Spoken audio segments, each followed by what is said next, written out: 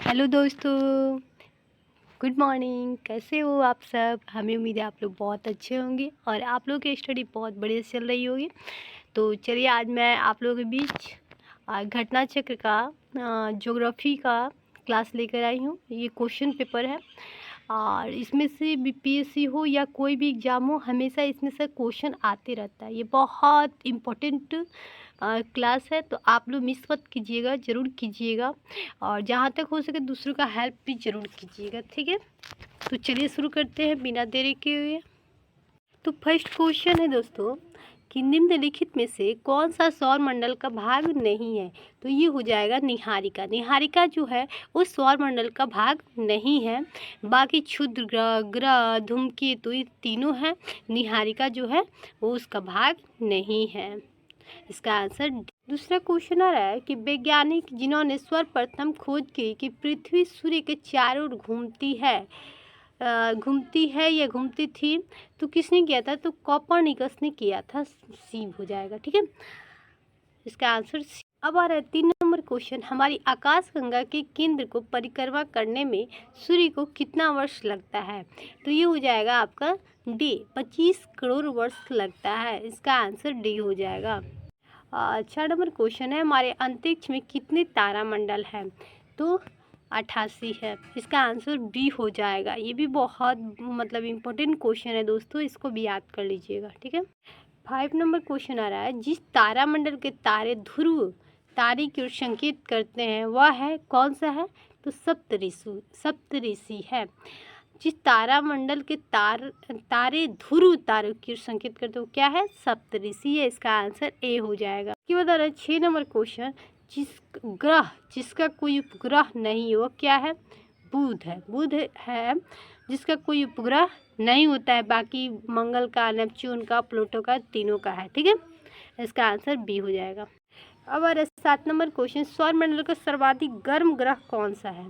तो कौन सा है? तो शुक्र हो जाएगा।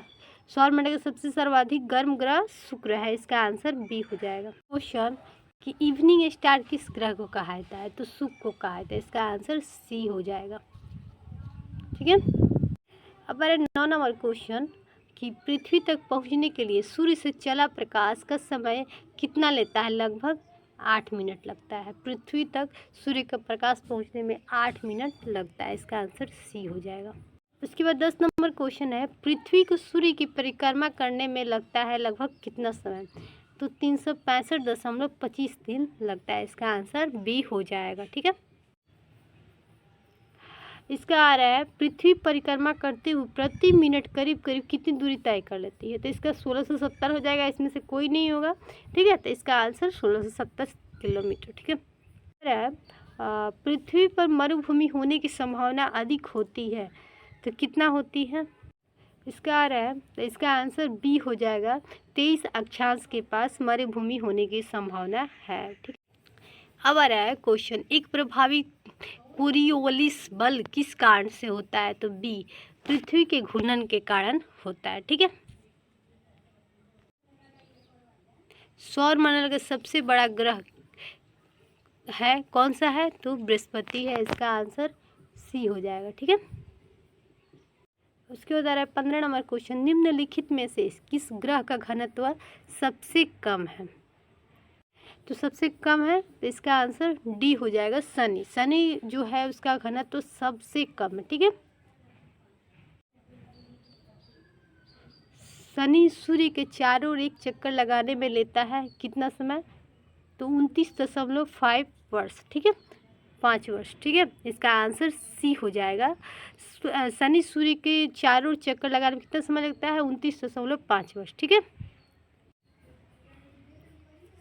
यूरेनस सूर्य के चारों ओर एक और परिक्रमा लेता है, तो कितना लेता है एक परिक्रमा में? तो 84 वर्ष में एक परिक्रमा करता है यूरेनस सूर्य के चारों ओर, ठीक है। 84 वर्ष में कंप्लीट करता है। तो आ रहा है 18 नंबर क्वेश्चन, जियोडेसी वह विज्ञान है जो संबंधित है तो पृथ्वी के आयाम की माप से है, ठीक है। इसका आंसर बी हो जाएगा। उसके बाद 19 नंबर क्वेश्चन है, किसी स्थान के मानक समय निर्धारित करने का आधार होता है, तो क्या होता है? प्रधान मध्याय रेखा होती है। इसका आंसर डी हो जाएगा, ठीक है। 20 नंबर क्वेश्चन है, अंतर्राष्ट्रीय दिनांक रेखा खींची जाती है तो किस पे खींची जाती है? तो प्रशांत महासागर से होकर खींची जाती है। ठीक है, इसका आंसर 21 नंबर क्वेश्चन है, निम्नलिखित में से कौन महाद्वीपीय क्षेत्रफल के अनुसार सबसे बड़ा द्वीप है? तो अफ्रीका महाद्वीप सबसे बड़ा है। ठीक है, क्षेत्रफल की दृष्टि से। अब 22 नंबर क्वेश्चन है, निम्न में से किस महाद्वीप में सबसे अधिक देश है? तो अफ्रीका में सबसे ज़्यादा ये द्वीप है जिसमें सबसे ज़्यादा देश है, सबसे अधिक देश है। ठीक है, इसका आंसर सी हो जाएगा। 23 नंबर क्वेश्चन, सर्वाधिक उत्तरी दक्षिणी लंबाई वाला सीमा वाला देश है तो कौन सा है? तो कौन सा देश है इसका? तो चिली है। ठीक है, चिली जो है वो उत्तरी दक्षिणी लंबाई वाला सीमा वाला सबसे बड़ा देश है। ठीक है, उसके बाद 24 नंबर क्वेश्चन है, निम्नलिखित में से किस देश में सर्वाधिक द्वीप है? तो किस देश में सर्वाधिक द्वीप है? तो इंडोनेशिया में है। इसका आंसर बी हो जाएगा। ठीक है, इसका आंसर बी हो जाएगा। 25 नंबर क्वेश्चन है, निम्न में से कौन सा द्वीप क्षेत्रफल में सबसे बड़ा है? तो इसका हो जाएगा ए हो जाएगा बर्नियो। बर्नियो जो है वो क्षेत्रफल में सबसे बड़ा द्वीप है। ठीक है, इसका आंसर ए हो जाएगा। इसके बाद आ रहा है 26 नंबर क्वेश्चन, निम्नलिखित में से कौन सा देश भौगोलिक क्षेत्र के दृष्टि से सीमा रहित सबसे बड़ा देश है? तो फिलीपींस जो है वो सबसे बड़ा सीमा रहित देश है। ठीक है, इसका आंसर बी हो जाएगा। सॉरी दोस्तों, फिलीपींस नहीं होगा, जापान होगा। जापान जो है क्षेत्रफल की दृष्टि से सीमा रहित सबसे बड़ा देश है। इसका आंसर सी हो जाएगा। ठीक है, मिस्टेक से गलती से हो गया है। अब 27 नंबर क्वेश्चन आ रहा है, भौगोलिक क्षेत्र के दृष्टि से जापान का सबसे बड़ा द्वीप क्या है? तो ये हो जाएगा होन्शु। होन्शु जो है जापान का सबसे बड़ा द्वीप है। इसका आंसर बी हो जाएगा। आ रहा है 28 नंबर क्वेश्चन है कि ग्रीनलैंड निम्न देशों में से किस देश का भाग है? तो किस देश का भाग है? डेनमार्क का। यही इसका आंसर हो जाएगा। ये क्वेश्चन हमेशा याद रखिएगा, ये 66वीं बीपीएससी में पूछा गया था। अब आ रहा है 29 नंबर क्वेश्चन, महाद्वीपीय बहाव का सिद्धांत किसके द्वारा किया गया था? तो ए वेगनर द्वारा किया गया था। ठीक है, इसका आंसर बी हो जाएगा। अब 38 नंबर क्वेश्चन, आग्नेय चट्टान के लिए निम्नलिखित में से कौन सा कथन सही है? तो कथन सही है, सत्य है, सी होगा। वे क्रिस्टलीय तथा अक्रिस्टलीय दोनों होती हैं। ठीक है, इसका आंसर सी हो जाए। अब आ रहा है 31 नंबर क्वेश्चन, अवसादी शैलों के लिए निम्नलिखित में से कौन सा कथन सही है?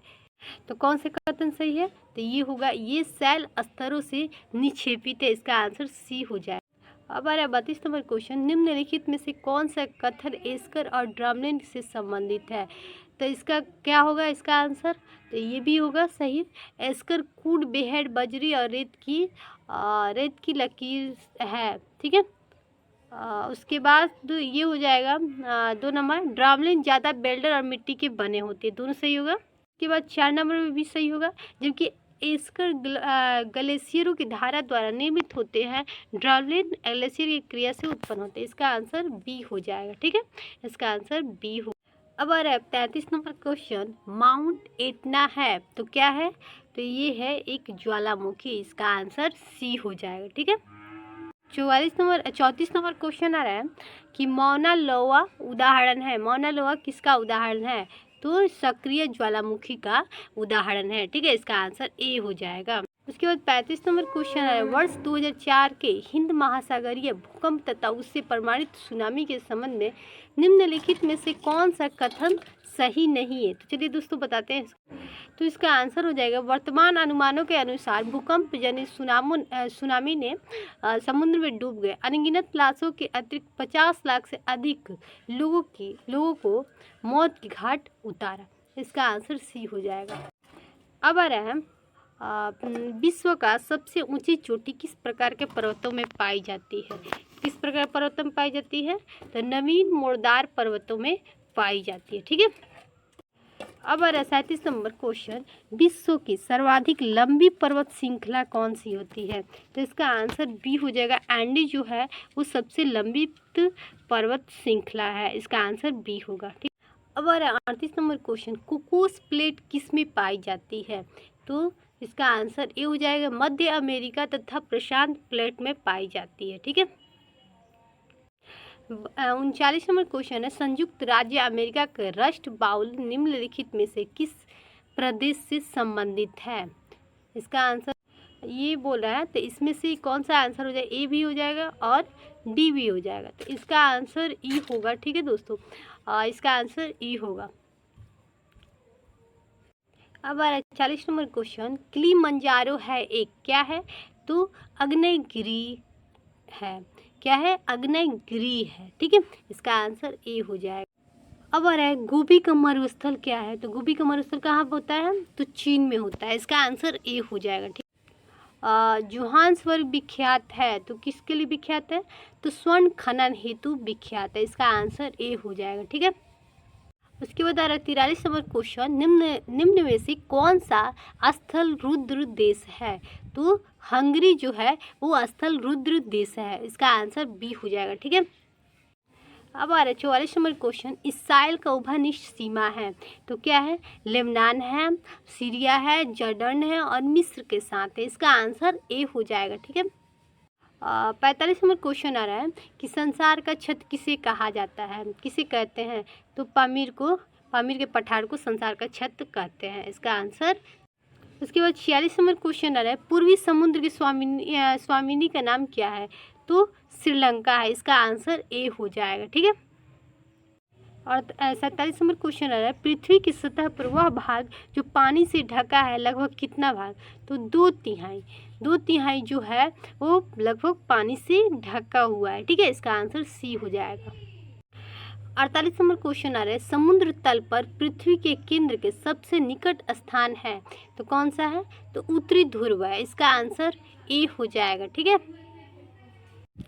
49 नंबर क्वेश्चन है, 64,000 किमी लंबाई और 2,000 किलोमीटर से 24 किलोमीटर चौड़ाई वाला एक कटक उत्तर तथा दक्षिणी अंटार्कटिका महासागरीय द्वरणियों के मध्य से गुजरता हुआ हिंद महासागरीय द्वरणी, फिर ऑस्ट्रेलिया तथा अंटार्कटिका के बीच द्वरणी महासागरीय द्वरणी से प्रवेश करती है। यह कटक है। तो इसका आंसर डी हो जाएगा, मध्य से महासागरीय कटक। ठीक है, इसका आंसर डी हो। 50 नंबर क्वेश्चन आ रहा है, गल्फ स्ट्रीम क्या है?